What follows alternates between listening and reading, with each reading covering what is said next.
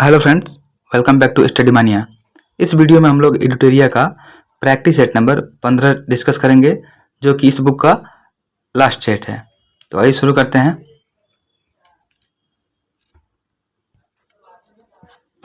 निम्न में से कौन सा स्वतंत्रता संबंधी अधिकार अनुच्छेद 19 से 22 में शामिल नहीं है? तो स्वतंत्रता संबंधी जो अधिकार है, इसमें संपत्ति का अधिकार 19 से 22 के अंतर्गत में शामिल नहीं है। संपत्ति का जो अधिकार है, वर्तमान में यह लीगल राइट है, यानी विधिक अधिकार है, और शेष जो सभी स्वतंत्रता संबंधी अधिकारों के अंतर्गत शामिल नहीं है।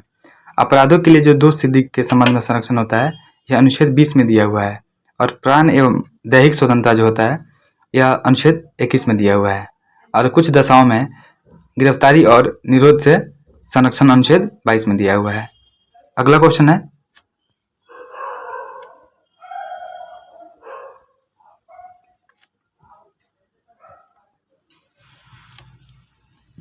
लोकसभा की कार्यवाही के संचालन के लिए अध्यक्ष का चुनाव किया जाता है। तो यह लोकसभा के सदस्यों के द्वारा किया जाता है। याद रखना है, लोकसभा में अपने सदस्यों में से अध्यक्ष या उपाध्यक्ष चुनाव करती है, और दोनों जो होते हैं अध्यक्ष और उपाध्यक्ष लोकसभा के कार्यकाल तक, जो सामान्यतः 5 वर्ष का होता है, के लिए चुने जाते हैं। और अध्यक्ष जो होता है लोकसभा की अध्यक्षता व सदन की कार्यवाही का संचालन करता है। साथ ही जो राष्ट्रपति होता है लोकसभा अध्यक्ष के चुनाव की तारीख निर्धारित करता है, और उपाध्यक्ष के चुनाव की तारीख लोकसभा अध्यक्ष निर्धारित करता है। अगला क्वेश्चन है, औपनिवेशिक शासन के अधीन भारतीय विधान परिषद को बजट पर बहस करने की शक्ति निम्नलिखित में से किस अधिनियम के अधीन प्राप्त हुई है? तो यह भारतीय परिषद अधिनियम 1892 के अंतर्गत जो लोकसभा है 1892 के अंतर्गत भारतीय परिषद अधिनियम के द्वारा विधान परिषद को बजट पर बहस करने एवं सरकार से प्रश्न पूछने का अधिकार दिया गया है, परंतु बजट पर जो मतदान का अधिकार इन्हें नहीं दिया गया है। और परिषद के अध्यक्ष को भारतीय सदस्यों द्वारा पूछे गए किसी भी प्रश्न को स्वीकृत या अस्वीकृत करने का अधिकार प्राप्त है। अगला क्वेश्चन है,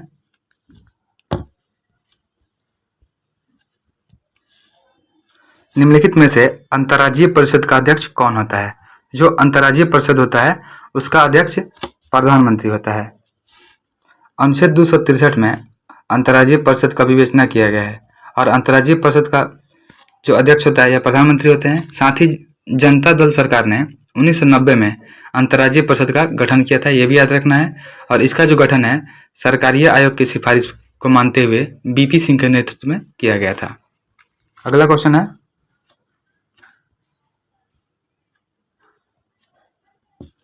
भारतीय संसद द्वारा राज्य सूची के विषय पर भी तब कानून बना सकती है जब अंतर्राष्ट्रीय समझौतों को प्रभावी बनाने हेतु। तो इसमें स्टेटमेंट दिया हुआ है, इसके अकॉर्डिंग हो जाएगा कि संसद जो होती है राज्य सूची के मदद पर कानून बना सकती है। यह आर्टिकल 249 में दिया हुआ रहता है, और राज्यसभा अपने उपस्थित और मतदान करने वाले सदस्यों के 2/3 बहुमत से प्रस्ताव पारित करके संसद राज्य सूची में दिए गए किसी भी विषय पर कानून बना सकती है। और साथ ही आर्टिकल 356 में राष्ट्रपति शासन के अंतर्गत किसी भी राज्य को रखा गया है, और अंतर्राष्ट्रीय समझौते या विदेशी शक्तियों के साथ संधियों के लिए आवश्यक है। राष्ट्रपति शासन जो है 356, इसके दौरान राज्य सूची के विषयों पर कानून बनाने का अधिकार ये संसद को प्राप्त है। तो हमारा ऑप्शन डी सही हो जाएगा, उपयुक्त में 1 से अधिक हो जाएगा। नेक्स्ट है, इसमें दर्रा दिया हुआ है और राज्य या केंद्र शासित प्रदेश का नाम दिया हुआ है, इन्हें मिलान करना है। जो लानकला दर्रा है, तो लानकला जो दर्रा है यह लद्दाख में स्थित है, और ये भारत से चीन को जोड़ता है। एक है मुलिंगला, जो मुलिंगला है यह उत्तराखंड में है, और यह भी भारत और चीन को जोड़ता है। और ये बोमडीला है, बोमडीला अरुणाचल प्रदेश में है, और यह भारत और तिब्बत को यानी अरुणाचल प्रदेश और लहासा को जोड़ता है। और जो बुर्जिला है यह जम्मू कश्मीर का, यह श्रीनगर और गिलगित को जोड़ता है। याद रखेंगे, लानकला जो दर्रा है यह लद्दाख में है, मुलिंगला उत्तराखंड में है, बोमडीला अरुणाचल प्रदेश में है, और बुर्जिला दर्रा जो है यह जम्मू कश्मीर में है। नेक्स्ट है,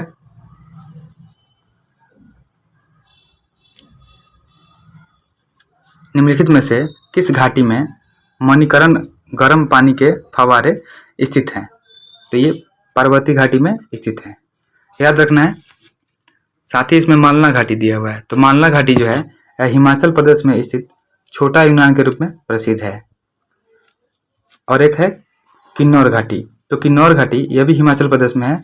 यह उत्तरी पूर्वी भाग में स्थित है, जो तिब्बत की सीमा के समीप। यह हिमाचल प्रदेश के अंतिम गांव चिटकुल को मार्ग प्रदान करता है, किन्नौर घाटी। और जो कुल्लू घाटी है, इसे देवताओं की घाटी बोलते हैं और इसे 7 दिवसीय दशहरा त्योहार के लिए भी जाना जाता है। और यह धौलाधर तथा पीर पंजाल श्रेणियों के बीच स्थित है। और पर्वती घाटी जो है, यह घाटी हिंदू तथा सिख तीर्थयात्रियों को मणिकरण शहर जाने के लिए मार्ग प्रदान करता है। और यहाँ पे मणिकरण गर्म पानी के फव्वारा प्रसिद्ध है। अगला क्वेश्चन है,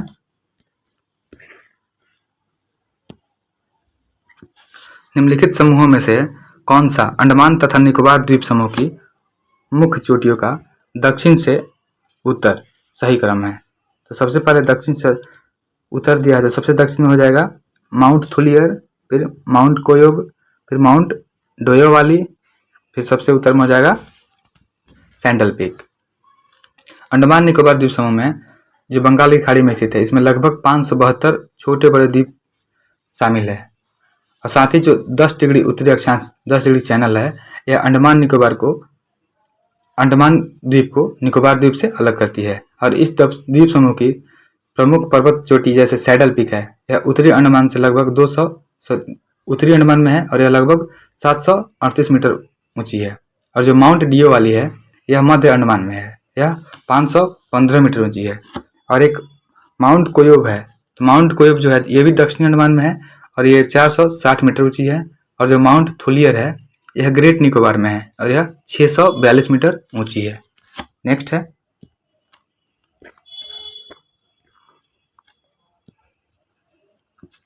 सूची 1 और सूची 2 को सुमेलित करना है।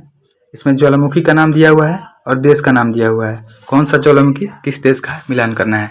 तो सबसे पहले है एरेनल ज्वालामुखी। तो जो एरेनल ज्वालामुखी है, यह है कोस्टा रिका की। उसके बाद है माउंट केलीमोटू। तो माउंट केलीमोटू जो है, यह इंडोनेशिया की है। हेक्ला और लाकी, यह आइसलैंड का ज्वालामुखी है। और जो माउंट अरारत है, यह आर्मेनिया का हो जाएगा।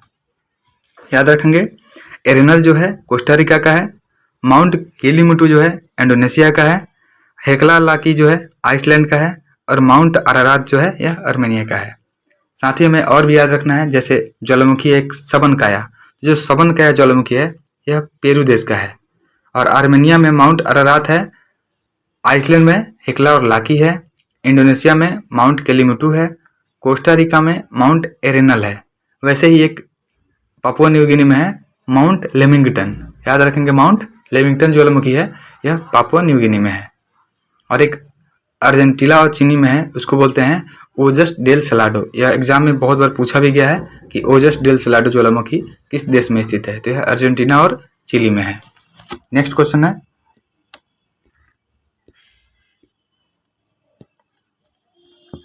निम्नलिखित युग्मों में से गलत को पहचानिए। इसमें केंद्र शासित प्रदेश दिया हुआ है राज्य और आर्द्रभूमि दिया हुआ है कि किस राज्य में ये आर्द्रभूमि है। तो पहले ही दिया हुआ है हिमाचल प्रदेश। तो हिमाचल प्रदेश में हो जाएगा पोंग डैम झील, यह सही है। अगला है पंजाब। पंजाब में कांजली झील है, ये भी सही है। केरल सष्टम कोट्टा झील, यह भी आर्द्रभूमि वहाँ पे शामिल है। और एक और दिया हुआ है उत्तर प्रदेश। उत्तर प्रदेश में दिया हुआ है रुद्र सागर झील। तो रुद्र सागर झील उत्तर प्रदेश में नहीं होगा। उत्तर प्रदेश में होता है नवाबगंज पक्षी अभयारण्य है और पर्वतीय अर्गा है, समसपुर, सरसई नवार झील और सुर सरोवर, ये सभी आर्द्रभूमि है। और जो रुद्र सागर है, रुद्र सागर झील रामसर स्थल है, यह त्रिपुरा का है। याद रखेंगे, जो रुद्र सागर है यह त्रिपुरा का रामसर स्थल है। नेक्स्ट क्वेश्चन है, निम्नलिखित में से पार्थिव ग्रहों का चयन करना है। तो पार्थिव ग्रह जो इसमें से हैं, जो बुध हैं और पृथ्वी हैं। वर्तमान समय में सौर मंडल में पृथ्वी सहित टोटल 8 ग्रह हैं और जिसमें से पार्थिव ग्रह बोलते हैं वह बुध है, शुक्र है, मंगल है और पृथ्वी है। याद रखेंगे, पार्थिव ग्रह को आंतरिक ग्रह बोलते हैं, यानी पार्थिव ग्रह और आंतरिक ग्रह एक ही है।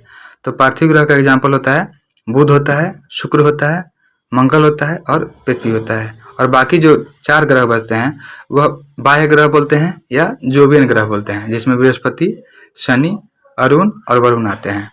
साथ ही सूर्य से दूरी के अनुसार भी हमें याद रखना है कि सबसे पहले सूर्य के पास बुध होता है, फिर शुक्र होता है, फिर मंगल होता है, सॉरी पृथ्वी होता है, फिर मंगल होता है, फिर बृहस्पति, शनि, अरुण, वरुण। यानी सूर्य के सबसे निकट जो होता है बुध होता है और सबसे दूर जो होता है यह वरुण होता है। और आकार के अनुसार जो होता है सबसे छोटा बुध हो जाएगा और सबसे बड़ा बृहस्पति हो जाएगा। अगला क्वेश्चन है,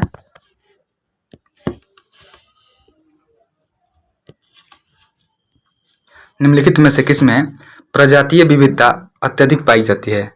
तो जो उष्णकटिबंधीय वर्षावन होता है इसमें प्रजातीय विविधता अत्यधिक पाई जाती है। और जलवायु जो होती है यहाँ पे पूरे वर्ष गर्म और एक वर्ष में 200 सेंटीमीटर से अधिक वर्षा होती है। और जो मृदा होती है इसमें पोषक तत्व कम होते हैं। नेक्स्ट है,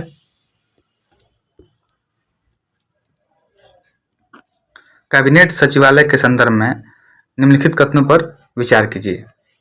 कैबिनेट सचिवालय का जो अध्यक्ष होता है यह कैबिनेट सचिव होता है।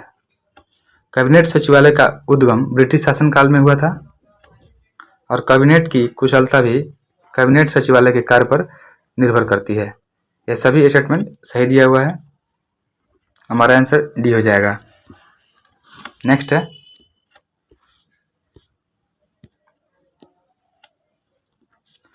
अविश्वास प्रस्ताव के संदर्भ में निम्नलिखित में से एक कौन सा असत्य है? तो देखते हैं, यह संसद द्वारा कार्यपालिका को उत्तरदायी बनाने के लिए सशक्त हथियार है।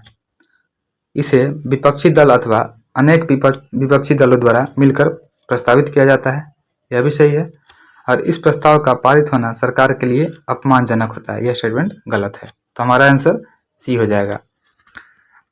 संविधान में अविश्वास प्रस्ताव का जो उल्लेख नहीं किया गया है, लेकिन लोकसभा के नियमों में इसका प्रावधान किया गया है। अविश्वास प्रस्ताव विपक्ष के द्वारा लाया जाता है और इसका जो वर्णन है लोकसभा के नियम 198 में किया गया है। और इस प्रस्ताव को लाने के लिए कोई निश्चित कारण बताने की आवश्यकता नहीं होती है। अविश्वास प्रस्ताव सदन में बहुमत से पारित नहीं होता है तो मंत्रिपरिषद सत्ता में बनी रहती है, किंतु यदि सदन का बहुमत अविश्वास प्रस्ताव के पक्ष में होता है तो मंत्रिपरिषद को त्याग पत्र देना होता है। नेक्स्ट क्वेश्चन है,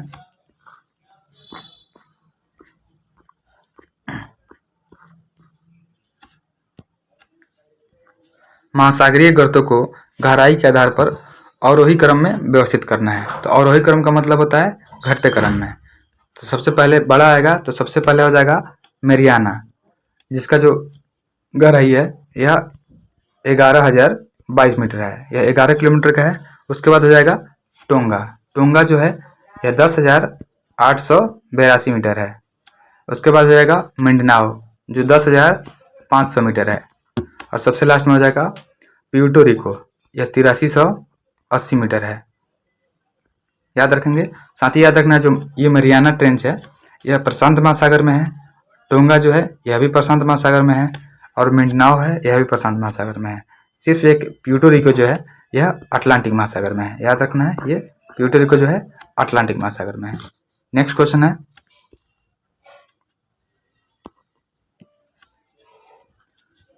पारिस्थितिकी तंत्र शब्द का सर्वप्रथम प्रयोग कब किया गया था?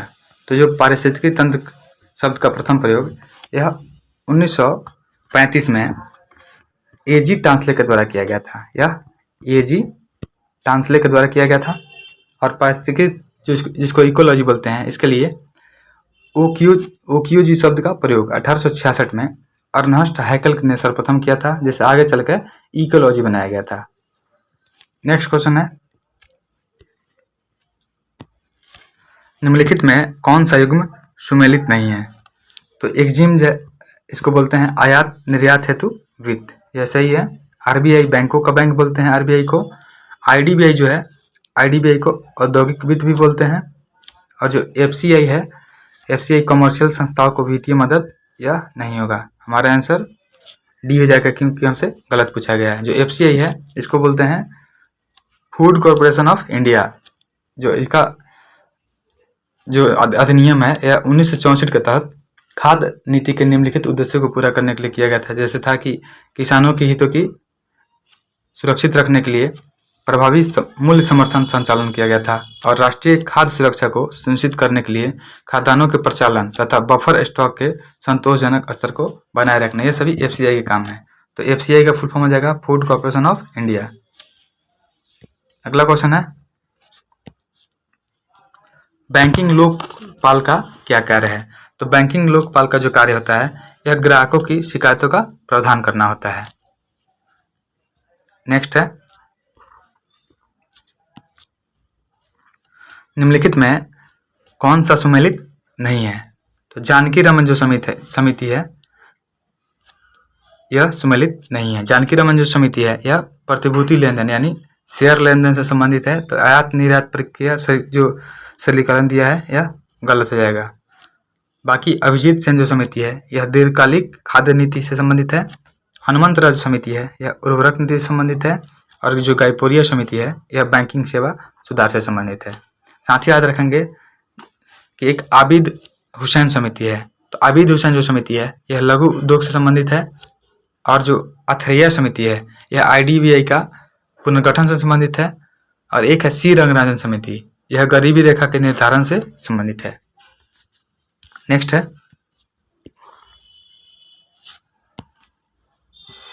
दक्षिण अमेरिका के निम्न में से किस देश से होकर मकर रेखा नहीं गुजरती है?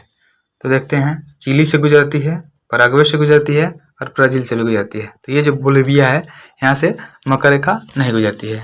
साथ ही हम याद रखेंगे कि मकर रेखा जो है यह 10 देशों, 3 महाद्वीप और 3 जल निकाय से होकर गुजरती है।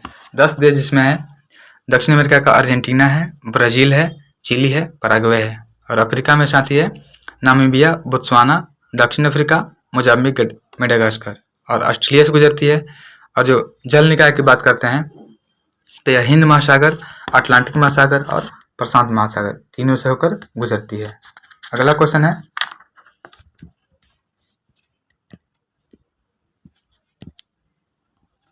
निम्नलिखित महाद्वीपों में कौन सा गोंडवाना लैंड का भाग नहीं था? तो ये जो उत्तरी अमेरिका है यह गोंडवाना लैंड का भाग नहीं था। पेंजिया जो है, पेंजिया के उत्तरी भाग को लॉरेशिया और दक्षिणी भाग को गोंडवाना लैंड कहा गया था। और लॉरेशिया में उत्तरी अमेरिका, ग्रीनलैंड, यूरोप और एशिया शामिल थे, जबकि गोंडवाना लैंड में दक्षिण अमेरिका, अफ्रीका, मेडागास्कर, अरब प्रायद्वीप और भारतीय उपमहाद्वीप, ऑस्ट्रेलिया और अंटार्कटिका शामिल थे। नेक्स्ट है, जनजाति दी हुई है और अवस्थिति वे कहाँ पाई जाती है? तो जो जारवा जनजाति दी हुई है, जारवा जनजाति यह अंडमान निकोबार में पाई जाती है। और साथ ही एक कुकी जनजाति है जो मणिपुर का है, कुकी जनजाति। और जो थारू जनजाति है यह उत्तर प्रदेश, बिहार में पाया जाता है। और जो गोंड जनजाति है यह मध्य प्रदेश में पाया जाता है। साथ ही याद रखेंगे कि जारवा के साथ साथ एक सेंटिनेंटल होता है, ओंग होता है और शोम्पेन, ये सभी अंडमान निकोबार में पाए जाते हैं। और थारू जो है मुख्य रूप से उत्तराखंड, बिहार व उत्तर प्रदेश के तराई भागों में पाए जाते हैं। जो गोंड जनजाति है यह मध्य प्रदेश, छत्तीसगढ़, झारखंड, कर्नाटक, महाराष्ट्र और उड़ीसा में निवास करती है। और कुकी जनजाति मुख्य रूप से मणिपुर में पाई जाती है, लेकिन साथ ही असम, मिजोरम, त्रिपुरा, मेघालय और नागालैंड में पाई जाती है। और ये जो जाति है कुकी, यह मंगलोइड प्रजाति की जनजाति है। और भील जो है भारत की सबसे बड़ी तथा गोंड जो है दूसरी सबसे बड़ी जनजाति है। नेक्स्ट क्वेश्चन है,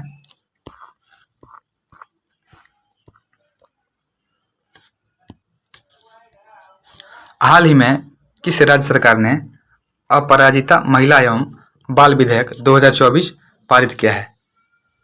तो यह पश्चिम बंगाल ने किया है।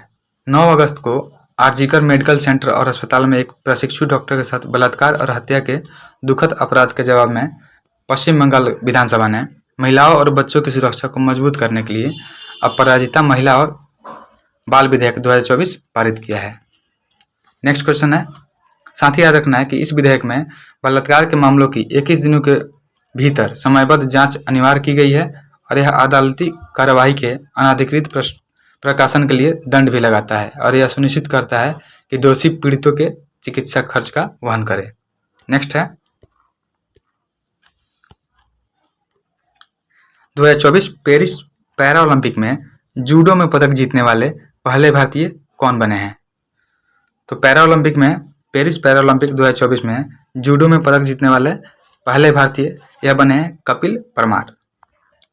याद रखेंगे, कपिल परमार ने पैरा ओलंपिक जूडो पुरुषों की 60 किलोग्राम स्पर्धा में पेरिस पैरा ओलंपिक 2024 में कांस्य पदक जीता है और उन्होंने ब्राजील के एलिटन डी ओलिवेरा को इपोन के माध्यम से 10-0 से हराया। और कपिल परमार में इस जीत के माध्यम से इस जीत के साथ ही जूडो में भारत का पहला पैरा ओलंपिक पदक दिलाया था। और परमार ने इससे पहले 2022 में एशियाई खेलों में रजत पदक जीता था। और साथ ही याद रखेंगे, जो कपिल परमार है, इन्होंने 2019 में राष्ट्रमंडल खेल चैंपियनशिप में स्वर्ण पदक भी जीता था।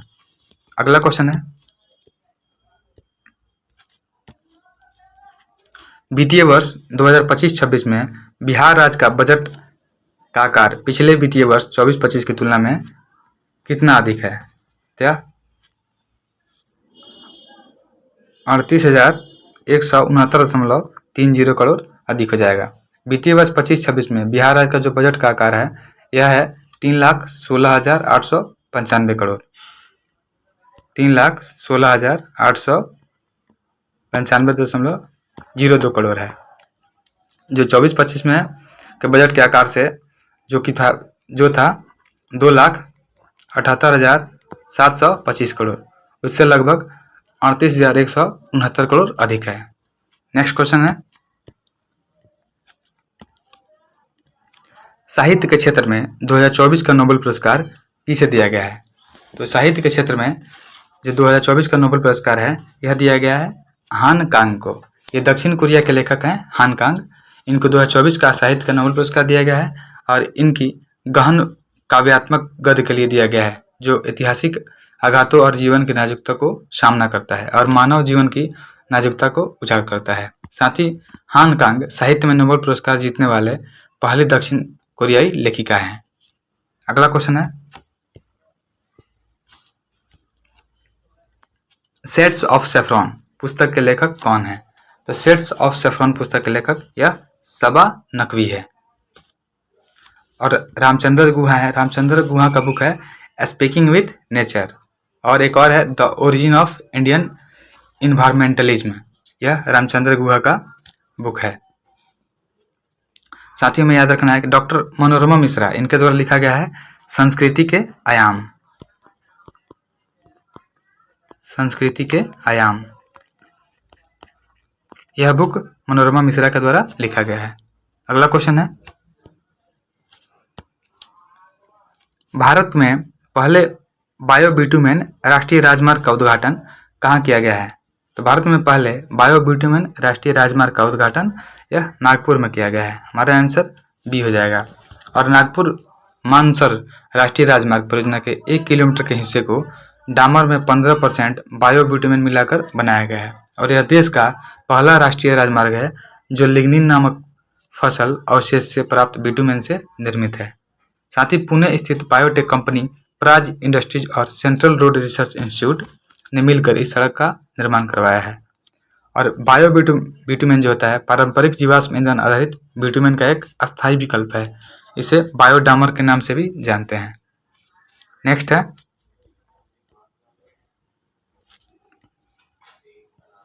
पेन प्रिंटर पुरस्कार 2024 में किसे सम्मानित किया गया है? तो जो पेन प्रिंटर पुरस्कार 2024 है इसे अरुंधति राय को सम्मानित किया गया है। और यह पुरस्कार नोबेल पुरस्कार विजेता नाटककार हेराल्ड प्रिंटर की याद में दिया जाता है और इसकी शुरुआत 2009 में चैरिटी संस्था इंग्लिश पेन ने की थी। और यह पुरस्कार हर साल यूनाइटेड किंगडम, आयरलैंड या कॉमनवेल्थ नेशन में रहने वाले साहित्यकारों को दिया जाता है। नेक्स्ट है, आर्थिक स्वतंत्रता रिपोर्ट 2024 में भारत का रैंक क्या है? तो आर्थिक स्वतंत्रता रिपोर्ट 2024 में भारत का जो स्थान है यह 84वें नंबर का है। फ्रेजर इंस्टीट्यूट ने 2024 में आर्थिक स्वतंत्रता रिपोर्ट जारी किया और इसमें आर्थिक विकल्प के आधार पर 165 देशों की रैंकिंग की गई, जिसमें 5 सबसे अधिक आर्थिक रूप से स्वतंत्र देश हांगकांग हो जाएंगे, फिर सिंगापुर, फिर स्विट्जरलैंड, फिर न्यूजीलैंड, उसके बाद अमेरिका। और भारत का स्थान 84वें नंबर का है। नेक्स्ट है,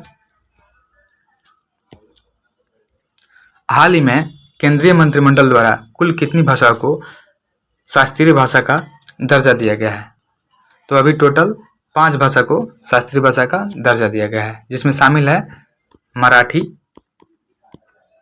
मराठी के साथ ही है पाली, फिर एक है प्राकृत, उसके बाद एक है असमिया, असमी भाषा है, और एक है बंगाली। इन्हें शास्त्रीय भाषा का दर्जा दिया गया है। और शास्त्रीय भाषाएं जो है भारत की गहन और प्राकृतिक सांस्कृतिक विरासत के संरक्षण के रूप में काम करती है। पूर्व में भारत के शास्त्रीय भाषाओं में शामिल तमिल जो है, तमिल, संस्कृत, तेलुगु, कन्नड़, मलयालम, उड़ीसी, ये सब शामिल थे। और 5 नए भाषाओं को शास्त्रीय भाषा का दर्जा मिलने से अब टोटल जो है शास्त्रीय भाषा 11 हो गई है। नेक्स्ट है 97वें ऑस्कर अवार्ड 2025 में बेस्ट एक्टर का खिताब किसे दिया गया है? तो 97वें ऑस्कर अवार्ड 2025 में जो बेस्ट एक्टर का अवार्ड है यह एड्रियन ब्रॉडी को दिया गया है। और इस समारोह में अनोरा जो है, अनोरा को सर्वश्रेष्ठ फिल्म समेत 5 पुरस्कार दिया गया है। और इसमें एड्रियन ब्रॉडी सर्वश्रेष्ठ अभिनेता तथा मिकी मेडिसन जो है सर्वश्रेष्ठ अभिनेत्री घोषित किया गया है। और अनोरा जो फिल्म है इसके निर्देशक हैं सीन बेकर। अनोरा के निर्देशक हैं सीन बेकर। नेक्स्ट क्वेश्चन है चमेली देवी जैन पुरस्कार 2024 निम्न में से किसे प्रदान किया गया है? जो चमेली देवी जैन पुरस्कार है 2024 यह ग्रीष्मा कुठार और रितिका चोपड़ा को दिया गया है। तो हमारा आंसर डी हो जाएगा। और साथ ही याद रखना है कि एक था डायना मेमोरियल अवार्ड 2024, यह दिया गया था उदय भाटिया और मानसी गुप्ता को। और एक प्रित्जर आर्किटेक्ट पुरस्कार 2024 यह रिकेन यामामोटो को दिया गया। और जो व्यास सम्मान था 2024 का यह सूर्यबाला को दिया गया। अगला क्वेश्चन है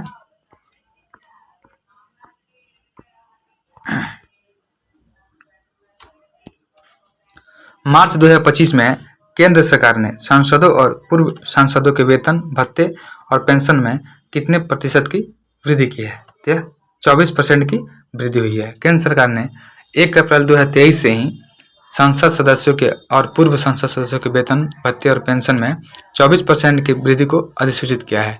और मार्च 2025 में संसदीय कार्य मंत्रालय द्वारा अधिसूचना में सांसदों का जो मासिक वेतन है 1 लाख रुपए से संशोधित करके 1,24,000 कर दिया गया है। नेक्स्ट क्वेश्चन है विश्व मधुमेह दिवस 2024 का थीम क्या था? तो विश्व मधुमेह दिवस जो 2024 का थीम था वह था ब्रेकिंग बैरिज ब्रिजिंग गैप्स। हमारा आंसर ये हो जाएगा, ब्रेकिंग बैरिज और ब्रिजिंग गैप्स। वैसे ही याद रखेंगे पिछला साल, उससे पिछले साल 2023 में विश्व मधुमेह दिवस का जो थीम था वह था एक्सेस टू डायबिटीज केयर, यह 2023 का थीम है। और एक्सेस टू डायबिटीज एजुकेशन है, यह 2022 का थीम है। साथ ही याद रखना है कि 2024 का थीम हो जाएगा हमारा breaking barriers bridging gaps. Next question है एकीकृत बाल संरक्षण योजना यानी इंटीग्रेटेड चाइल्ड प्रोटेक्शन स्कीम किस अवधि वर्ष में लागू की गई थी? तो यह की गई थी 2009 से 10 में। हमारा आंसर ये हो जाएगा। एकीकृत बाल संरक्षण योजना जो है यह भारत सरकार द्वारा बच्चों की सुरक्षा सुनिश्चित करने में मदद करने के लिए लागू किया गया। और यह एक सरकारी कार्यक्रम है जिसमें देखभाल और संरक्षण की जरूरत वाले बच्चे, संघर्ष में फंसे या कानून के संपर्क में आए किशोरों और अन्य कमजोर बच्चों पर विशेष जोर दिया जाता है। और इसे 2006 में प्रस्तावित और 2009 में लागू किया गया था। अगला क्वेश्चन है निम्नलिखित में से किस एक स्थान पर इंदिरा गांधी परमाणु अनुसंधान केंद्र स्थित है? तो जो इंदिरा गांधी परमाणु अनुसंधान केंद्र है यह कलपक्कम में स्थित है। हमारा आंसर हो जाएगा सी, और यह तमिलनाडु में है। साथ ही याद रखेंगे जो श्रीहरिकोटा है वह आंध्र प्रदेश में स्थित है।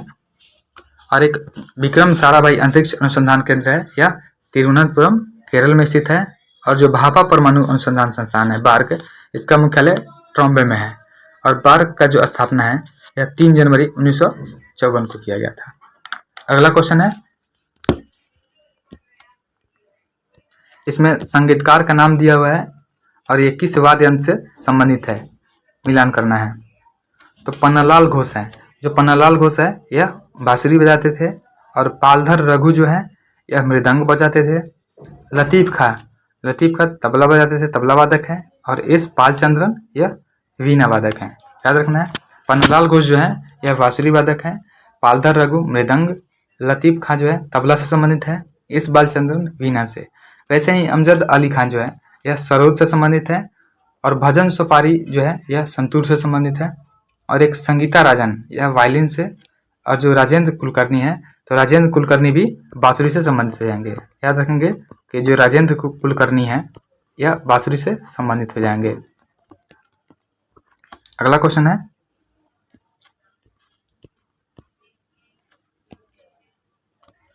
पिंग पोंग किस खेल का अन्य नाम है?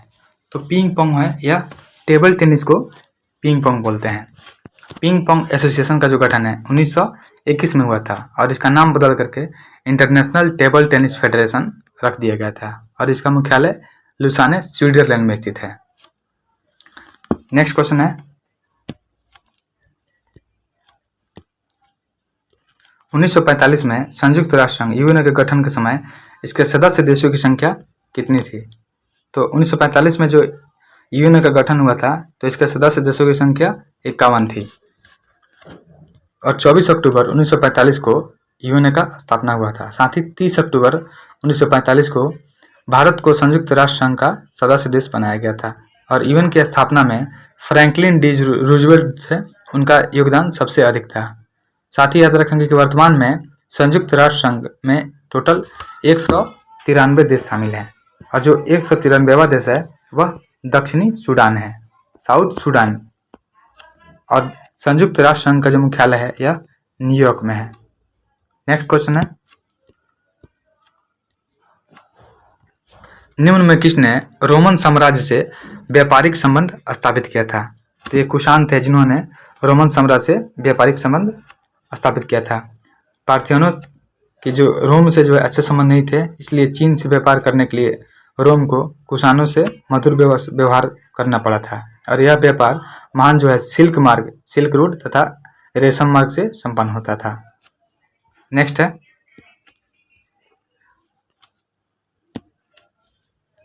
किस गुप्त शासक ने अपने बड़े भाई की हत्या कर सत्ता प्राप्त की थी? तो ये थे चंद्रगुप्त द्वितीय। चंद्रगुप्त द्वितीय ने अपने बड़े भाई की हत्या करके सत्ता हासिल की थी, और विरासत में एक बड़ा साम्राज्य प्राप्त करने के बाद उन्होंने पड़ोसी क्षेत्रों पर नियंत्रण बढ़ाकर अपने पिता समुद्रगुप्त की नीति को जारी रखा था। साथ ही जो चंद्रगुप्त द्वितीय हैं इनको विक्रमादित्य के नाम से भी जानते हैं, और चंद्रगुप्त समुद्रगुप्त का पुत्र तथा चंद्रगुप्त प्रथम का पौत्र यानी पोता था। सांची अभिलेख है, इसमें इसे देवराज और प्रवरसेन कहा गया है। याद रखना कि सांची अभिलेख में चंद्रगुप्त द्वितीय को देवराज और प्रवरसेन कहा गया है। नेक्स्ट है,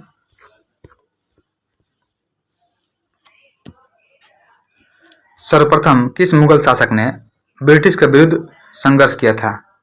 तो सबसे पहला औरंगजेब था जिसने ब्रिटिश के विरुद्ध संघर्ष किया था। चाइल्ड का जो युद्ध हुआ था, प्रथम आंग्ल भारतीय युद्ध था, भारतीयों तथा अंग्रेजों के बीच होने वाला प्रथम संघर्ष था। इसमें 1686 से 1690 तक युद्ध चला था, और इसमें सम्राट औरंगजेब था, इसके द्वारा शासित मुगल साम्राज्य के हाथों ब्रिटिश ईस्ट इंडिया कंपनी को बड़े पैमाने पर हार झेलनी पड़ी थी। नेक्स्ट है, भारत छोड़ो आंदोलन के दौरान खुफिया रेडियो किसने प्रारंभ किया था? तो भारत छोड़ो आंदोलन के दौरान खुफिया रेडियो यह उषा मेहता के द्वारा शुरू किया गया था। उषा मेहता ने भारत छोड़ो आंदोलन के दौरान अपने सहयोगियों के साथ 14 अगस्त 1942 को खुफिया कांग्रेस रेडियो प्रारंभ किया, और यह रेडियो स्टेशन लगभग हर दिन अपनी स्थान बदलते रहता था ताकि अंग्रेजी सेना उसे पकड़ नहीं सके। नेक्स्ट है, भारतीय राष्ट्रीय कांग्रेस ने किस सत्र में पूर्ण स्वाधीनता का प्रस्ताव पारित किया था? तो यह लाहौर अधिवेशन 1929 के द्वारा भारतीय राष्ट्रीय कांग्रेस ने पूर्ण स्वाधीनता का प्रस्ताव पारित किया था। 31 दिसंबर 1929 को यह अधिवेशन हुआ था तत्कालीन पंजाब प्रांत की राजधानी लाहौर में, और इस ऐतिहासिक अधिवेशन में कांग्रेस के पूर्ण स्वराज का घोषणा पत्र तैयार किया गया तथा पूर्ण स्वराज को कांग्रेस का मुख्य लक्ष्य घोषित किया गया था। नेक्स्ट क्वेश्चन है,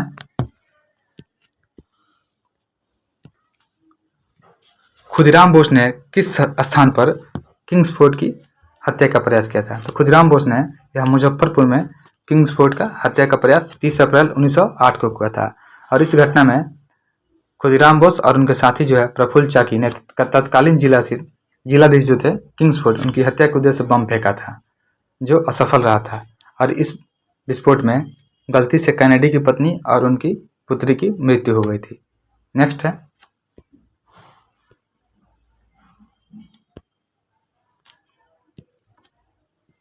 उन्नीस 1942 में किस त्योहार के अवसर पर जयप्रकाश नारायण हजारीबाग जेल से भाग निकले थे? तो यह दीपावली का अवसर था। 9 अगस्त 1942 को महात्मा गांधी ने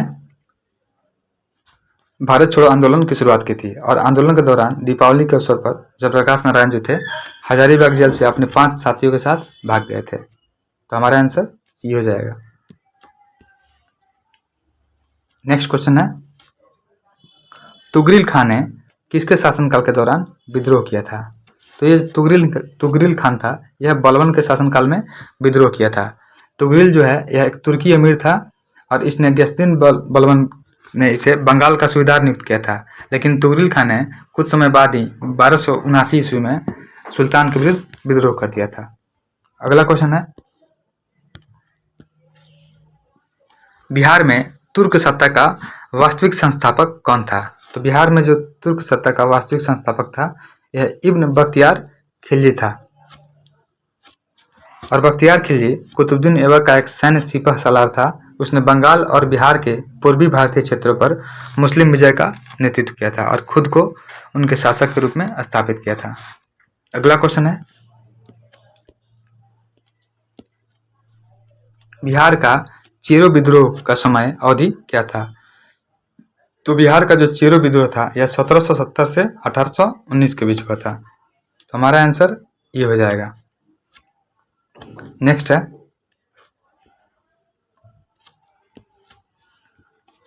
प्रकाश की गति निम्न में किस माध्यम में न्यूनतम होती है? तो प्रकाश की गति जो होती है यह कांच में यानी ग्लास में सबसे कम होती है। प्रकाश जो होता है यह एक विद्युत चुंबकीय अनुप्रस्थ तरंग होता है और जो साथ ही याद रखेंगे कि निर्वात में जो प्रकाश की चाल होती है यह 3 × 10⁸ मीटर पर सेकंड होती है और जो जल में यानी पानी में जो प्रकाश की चाल होती है यह 2.25 × 10⁸ मीटर पर सेकंड होती है और कांच में प्रकाश की चाल जो होती है यह होती है 2 × 10⁸ मीटर पर सेकंड। नेक्स्ट है,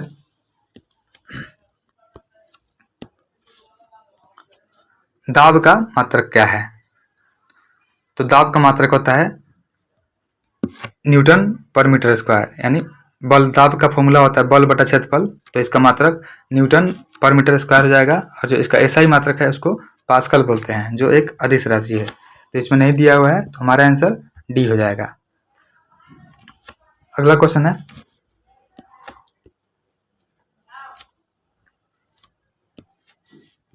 एक समूहक के तापक्रम परिवर्तन के कारण इसमें विभव परिवर्तन होता है, इस घटना को क्या कहते हैं? तो समूहक के तापक्रम परिवर्तन के कारण इसमें विभव परिवर्तन होता है, इसको थॉमसन इफेक्ट बोलते हैं। तो हमारा आंसर ये हो जाएगा। थॉमसन इफेक्ट में होता है कि यदि किसी तार के सिरे पर तापों को नियत रखकर तार के बीच वाले भाग के ताप को बढ़ाया जाता है तो साथ ही साथ तार से होकर विद्युत धारा प्रवाहित की जाती है। तो तार का जो पहला सिरा होता है ठंडा और दूसरा सिरा जो होता है वह गर्म हो जाता है। तार में विद्युत धारा की जो दिशा होती है वह बदल देने पर गर्म एवं ठंडे भाग भी आपस में बदल जाते हैं और इसी प्रभाव को थॉमस इफेक्ट बोलते हैं, यानी थॉमस प्रभाव बोलते हैं। नेक्स्ट है, क्वांटम सिद्धांत का प्रतिपादन किसने किया था? तो क्वांटम सिद्धांत का प्रतिपादन जो है मैक्स प्लैंक के द्वारा किया गया था। हमारा आंसर सी हो जाएगा। और मैक्स प्लैंक है, इसने एक फॉर्मूला दिया था E = hv। E जो होता है यह विकिरण की ऊर्जा होती है, H जो है यह प्लैंक कांस्टेंट है और जो V होता है यह विकिरण की आवृत्ति होती है। साथ ही याद रखना है जो प्लैंक कांस्टेंट होता है इसका मान होता है 6.626 × 10⁻⁻34 जूल सेकेंड। अगला क्वेश्चन है,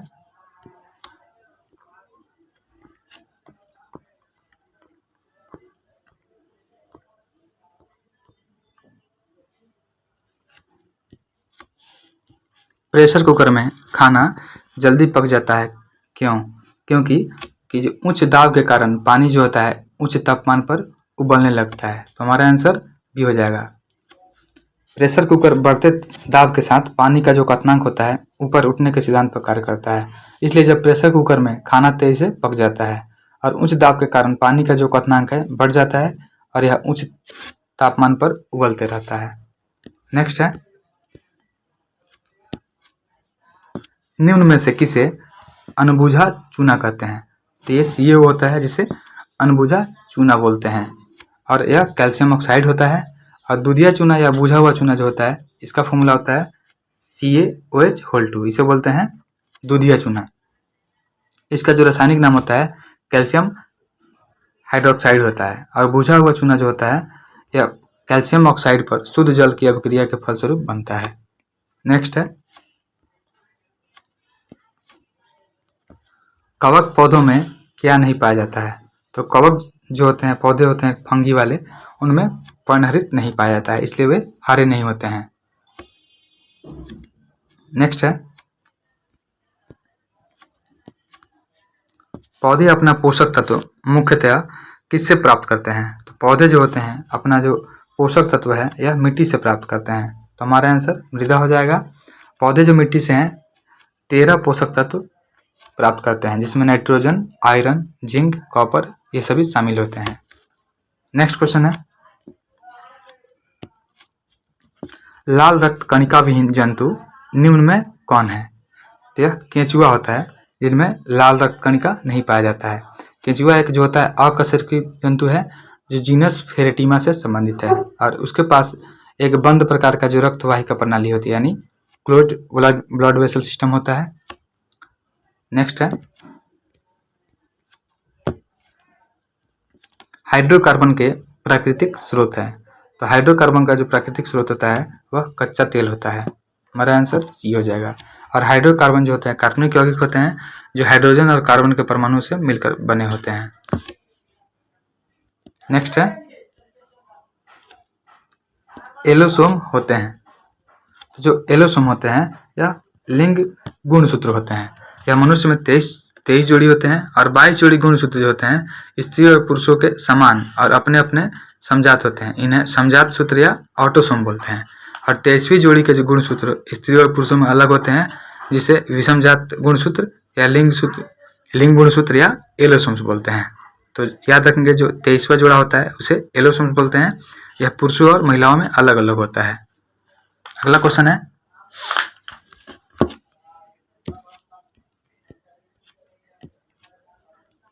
निम्न में से कौन सा कथन सही नहीं है? एथेनॉल कमरे के ताप पर तरल होता है, यह सही है। एथेनॉल को सामान्यतः एल्कोहल बोलते हैं, यह भी सही है। एथेनॉल टिंचर आयोडीन में भी इस्तेमाल किया जाता है, यह भी सही है।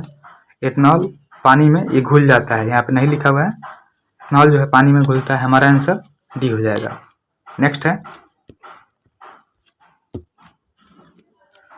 निम्नलिखित में से अकार्बनिक अम्ल कौन सा है? तो अकार्बनिक अम्ल जो है इनमें से नाइट्रिक एसिड है। नाइट्रिक एसिड जो होता है अकार्बनिक अम्ल होता है। साथ ही एक और होता है सल्फ्यूरिक एसिड और हाइड्रोक्लोरिक एसिड, ये सभी अकार्बनिक अम्ल हैं। और साथ ही कार्बनिक अम्ल के एग्जाम्पल देखेंगे तो एसिडिक एसिड हो जाएगा, लैक्टिक एसिड हो जाएगा, ऑक्सैलिक एसिड, यूरिक एसिड और फॉर्मिक एसिड, ये सभी कार्बनिक अम्ल हैं। नेक्स्ट है, मस्तिष्क का कौन सा भाग श्वसन और रक्त संचालन की क्रियाओं का नियंत्रण करता है? तो यह होता है मेडुला। मेडुला ऑब्लंगेटा जो होता है यह श्वसन और रक्त संचालन की क्रियाओं का नियंत्रण करता है और यह मस्तिष्क के पिछले भाग में पाया जाता है। और यह एक बेलनाकार रचना होता है और पीछे की ओर स्पाइरल कॉर्ड जो होता है या मेरुरज्जु उसके रूप में पाया जाता है। नेक्स्ट क्वेश्चन है,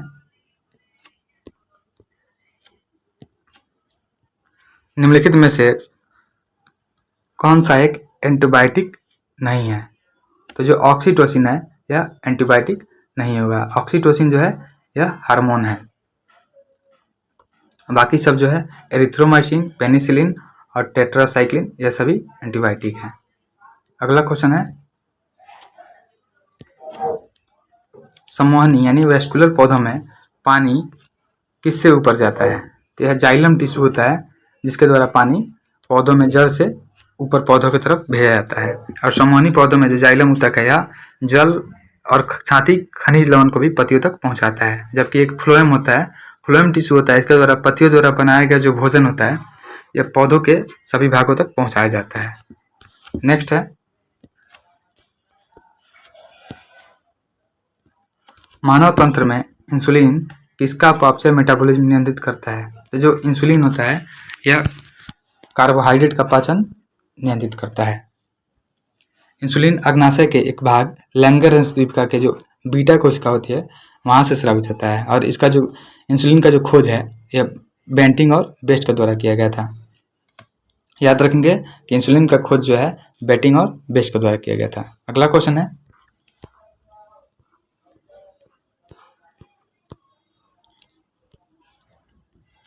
पौधों में प्रकाश संश्लेषण की प्रक्रिया में कौन सहायक होता है? तो पौधों में जो प्रकाश संश्लेषण की प्रक्रिया होती है उसमें क्लोरोफिल सहायक होता है। पौधों में जो प्रकाश संश्लेषण आमतौर पर होता है वह पत्तियों में ही होता है और यह प्रक्रिया जो है क्लोरोप्लास्ट में मौजूद हरा जो कलर होता है, वर्णक होता है, जिसे क्लोरोफिल बोलते हैं, उसी के कारण होता है। और प्रकाश संश्लेषण की प्रक्रिया पौधों को अपने भोजन बनाने के लिए सहायता करती है। और प्रकाश संश्लेषण एक अपचयन जो ऑक्सीडेशन रिडक्शन क्रिया है उसके द्वारा होता है, जिसमें जल का उपचयन होता है।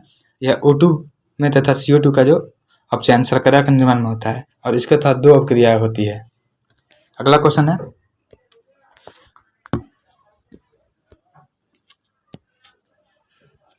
कुकिंग ताप पर स्थिर रहने वाला क्लोरीन युक्त कृत्रिम स्वीटनर जिसका रूप तथा स्वाद शक्कर की तरह होता है निम्नलिखित में से कौन सा है? एक होता है सुक्रालोज।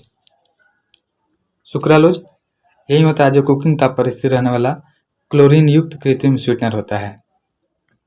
और यह जो होता है एस्पार्टम सुक्रोज होता है, इससे भी 100 गुना अधिक मीठा होता है तथा ठंडे खाद्य एवं पेय पदार्थों में इसका उपयोग किया जाता है। जैसे कोल्ड ड्रिंक वगैरह होते हैं उसमें सुक्रालोज का प्रयोग किया जाता है। नेक्स्ट क्वेश्चन है